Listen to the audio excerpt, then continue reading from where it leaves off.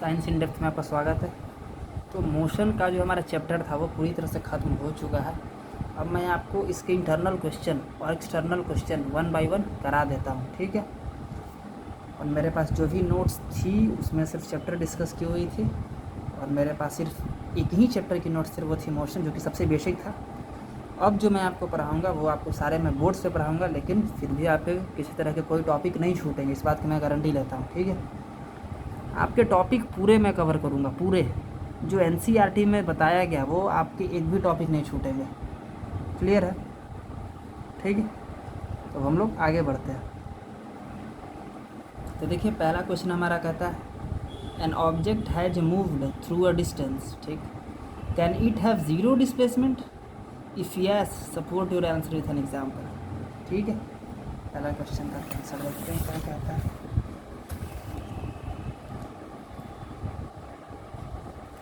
यदि कोई object distance तय की है, दूरी को तय की है, तो क्या उसकी डिस्प्लेसमेंट ज़ीरो हो सकती है? और यदि हो सकती है तो आप अपना आंसर लिख के बताएं कि कैसे हो सकती है। ठीक है, तो ये जो है अभी आपका एनसीईआरटी का चल रहा है क्वेश्चंस, है ना। एनसीईआरटी का क्वेश्चन चल रहा है पेज नंबर 100 का, पेज नंबर 100 का। ठीक है, पहला क्वेश्चन के लिए अप्रोच देखते हैं क्या होगा। ठीक है, लिखता है, आप इसी लैंग्वेज में बोर्ड एग्ज़ाम लिखना, आपके पूरे मार्क्स आएंगे। ठीक है, when body start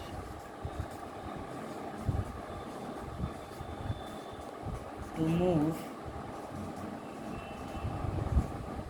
from its initial position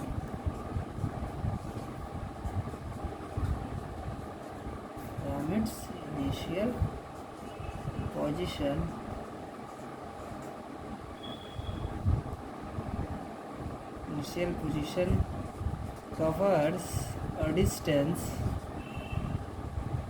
covers a certain distance, ज़्यादा अच्छा, covers a certain distance and again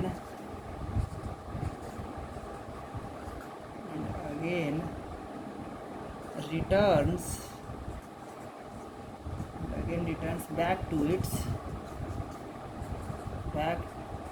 original position पे, है ना। बैक टू ओरिजिनल पोजीशन कहो या इनिशियल पोजीशन कहो, back to its initial position है, लिख दो, टू इट्स इनिशियल पोजीशन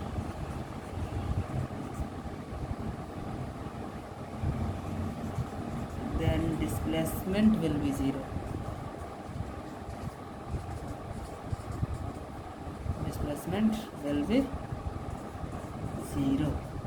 ठीक है, मतलब हुआ कि जब कोई body, when a body start to move from its initial position, जब कोई बॉडी अपनी इनिशियल पोजीशन से चलना स्टार्ट करती है और एक सर्टेन दूरी को तय कर लेती है, ठीक, और वापस से वह अपने इनिशियल पोजीशन पे चली जाती है, तो इस केस में डिस्प्लेसमेंट ज़ीरो हो सकती है।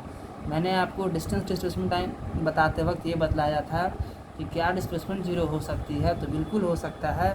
यदि कोई ऑब्जेक्ट अपने इनिशियल पोजीशन से फाइनल पोजीशन पे गया, ठीक है, और फाइनल पोजीशन से इनिशियल पोजीशन पे वापस आ गया, तो इस केस में जो आपका डिस्प्लेसमेंट होगा वो ज़ीरो हो जाएगा।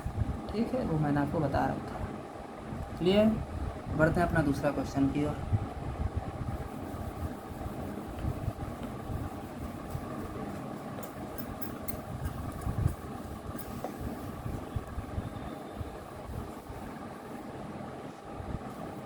दूसरा क्वेश्चन देखो, दूसरा क्वेश्चन आपका कहता है a farmer moves along the boundary of a square field of side 10 metre इन 40 सेकेंड। क्लियर है, बहुत ही सरल भाषा में। What will be the magnitude of displacement of the farmer at the end of 2 minute 20 second. अच्छा, 20 second from his initial position. अच्छा, तो 2 मिनट 20 सेकेंड पर उसकी स्थिति क्या है, किसकी? फार्मर की।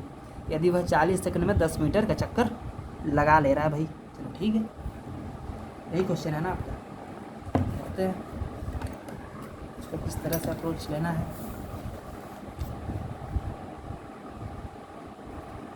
तो लिखो क्वेश्चन नंबर 2 के लिए approach.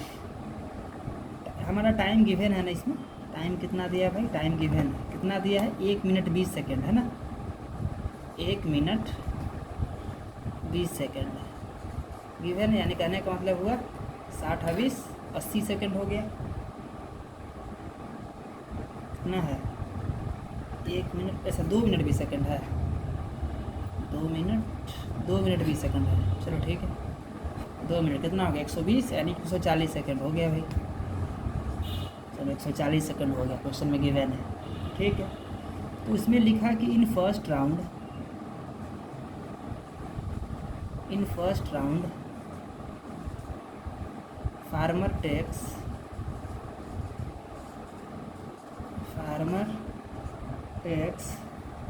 40 second, farmer takes 40 second, ठीक है। अब इन सेकेंड राउंड लिख दो आप, in second round farmer takes कितना 80 सेकेंड है ना, 80 सेकेंड। फिर कैसे ही करके in third round farmer takes कितना 120 सेकेंड। तो रिमेनिंग टाइम क्या बच गया भाई, रिमेनिंग टाइम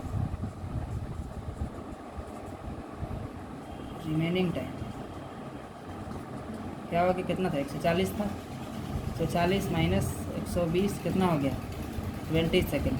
तो इस 20 सेकेंड में फार्मर की पोजीशन क्या है, ये बात बताना है आपको, ठीक है।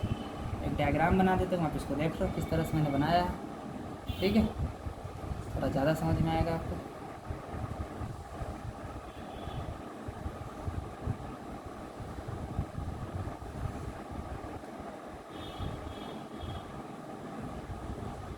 ठीक है,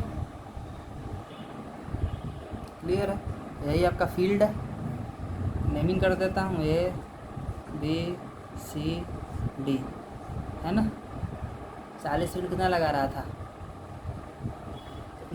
भाई, साइड 10 मीटर है ना, 10 मीटर का साइड है। चलो ठीक, तो 20 सेकंड में मतलब 20 सेकंड जो रिमेनिंग है इसकी स्थिति अब क्या है, ये बात बतलानी है। तो लिखना है इन 20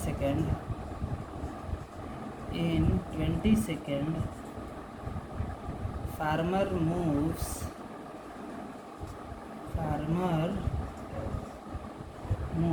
है ना। क्या फाइंड कर दूँ, AC फाइंड कर देता हूँ, हो जाएगा का, ठीक है। AC = AB² प्लस BC², ठीक, क्योंकि मेरे पास 20 सेकेंड ही बचे हैं भाई, ठीक है, 20 सेकेंड ही बचे हैं। तो AC = क्या हो जाएगा, AB आपका कितना है 10 है, क्योंकि हर साइड 10 ही है ना। तो BC कितना, वो भी 10 है, हर साइड 10, ये भी 10, ये भी 10, ये भी 10, ये भी 10, सारे 10, ठीक है।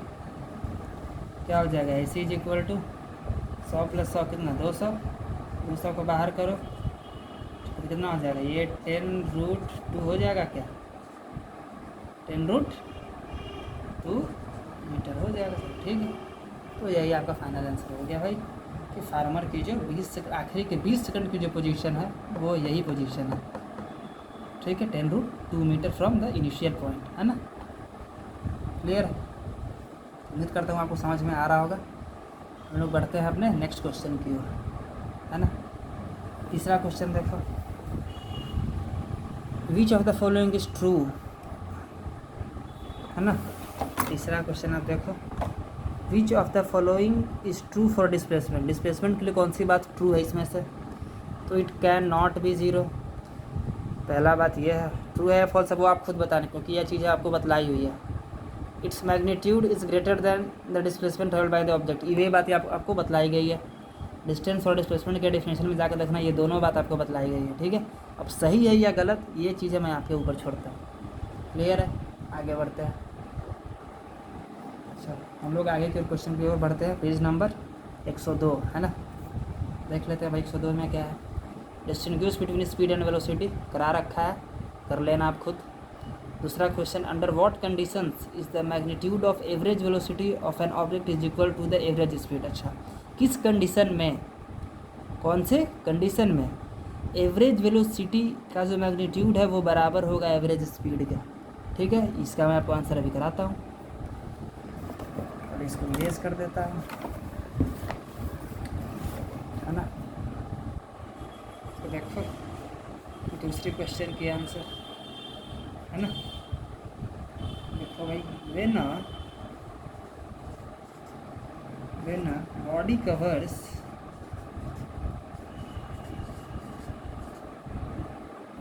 along a straight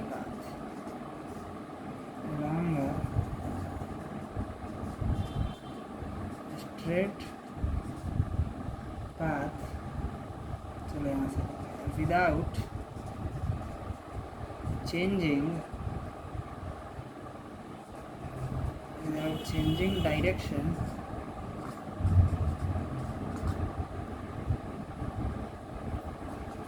then the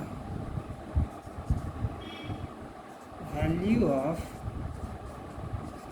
displacement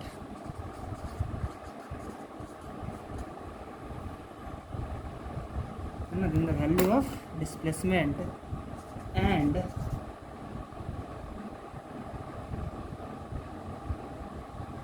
then the value of displacement is equal to, है ना, when the body covers along a straight path with changing direction, then the value of displacement is equal to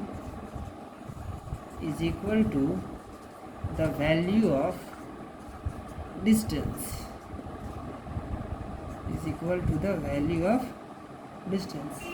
in this case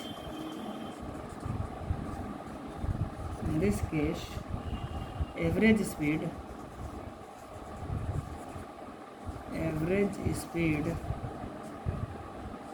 is equal to the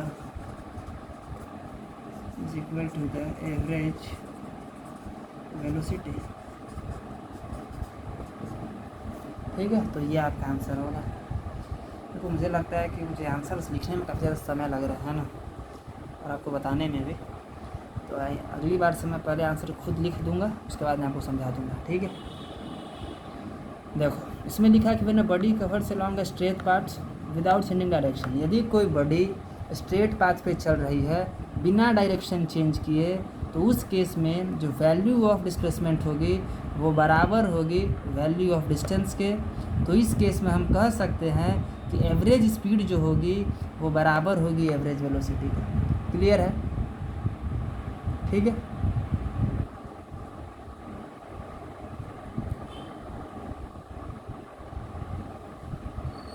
आगे बढ़ते हैं questions की ओर।